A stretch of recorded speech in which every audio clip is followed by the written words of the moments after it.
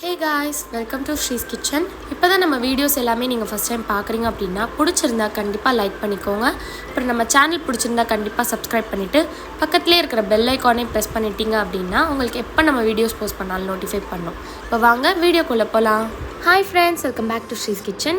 இன்றைக்கி நம்ம வீடியோவில் சைனீஸ் ஸ்பெஷல் ரொம்பவே டேஸ்டியான வெஜிடபிள் நூடுல்ஸ் எப்படி செய்கிறதுன்னு பார்க்க போகிறோம். இப்போ வாங்க வீடியோக்குள்ளே போகலாம். இந்த நூடுல்ஸ் செய்கிறதுக்கு ஃபஸ்ட்டு நம்ம இந்த நூடுல்ஸை வேக வச்சுக்கிறதுக்கு நம்ம 2 கப் அளவுக்கு தண்ணி சேர்த்துட்டு ஒரு கடாயில் கூடவே கொஞ்சமாக உப்பு சேர்த்துட்டு நீங்கள் கடைகள்லேயே நம்ம ஹக்கா நூடுல்ஸ்னு சொன்னீங்க அப்படின்னா வீட் நூடுல்ஸ், மில்லட் நூடுல்ஸ் நிறைய விதத்தில் கிடைக்குது. அதை இதுக்குள்ளே சேர்த்துட்டு நம்ம ஒரு 7 நிமிஷம் டு மேக்ஸிமம் 12 நிமிஷம் குக் பண்ணிக்கலாம். இதை குக் பண்ணதுக்கப்புறமா நம்ம இந்த மாதிரி ஒரு வடிகட்டி வச்சு எடுத்ததுக்கப்புறமா அதில் லைட்டாக கொஞ்சமாக கோல்டு வாட்டர் சேர்த்துட்டு இந்த மாதிரி அலசிட்டு லாஸ்ட்டாக கொஞ்சமாக ஆயில் சேர்த்துக்கோங்க. நார்மல் ரீஃபைண்ட் ஆயில் சேர்த்துட்டு இந்த மாதிரி நல்லா அது மிக்ஸ் பண்ணி விட்டுக்கோங்க. இப்போ அதுக்கு நம்ம வெஜிடபிள்ஸ் வேக வைக்கிறதுக்கு பெரிய கடாயில் 2 டீஸ்பூன் அளவுக்கு ரீஃபைண்ட் ஆயில், கூடவே பொடியாக கட் பண்ணி வச்சுருக்க 1 இன்ச் இஞ்சி, அதுக்கப்புறம் 2 பல் பூண்டு, ஒரே ஒரு பச்சை மிளகாய் இந்த மாதிரி சேர்த்துக்கோங்க.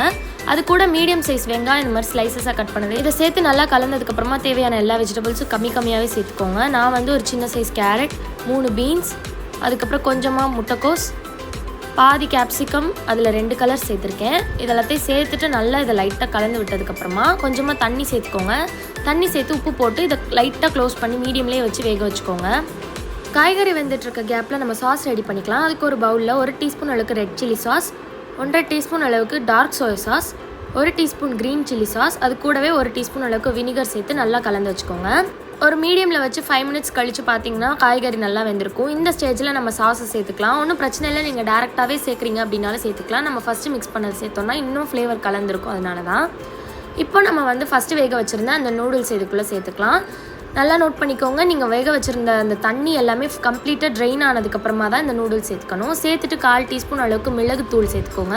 ஆக்சுவலாக இதில் நீங்கள் 1/2 டீஸ்பூன் ஒயிட் பெப்பர் தான் சேர்க்கணும். ஒயிட் பெப்பர் அவ்வளோவா கிடைக்காதுங்கிறதுனால நம்ம பிளாக் பெப்பரும் சேர்த்துக்கலாம், ஒன்றும் பிரச்சனை இல்லை. அது ஒரு 1/2 டீஸ்பூன் சேர்த்துக்கோங்க.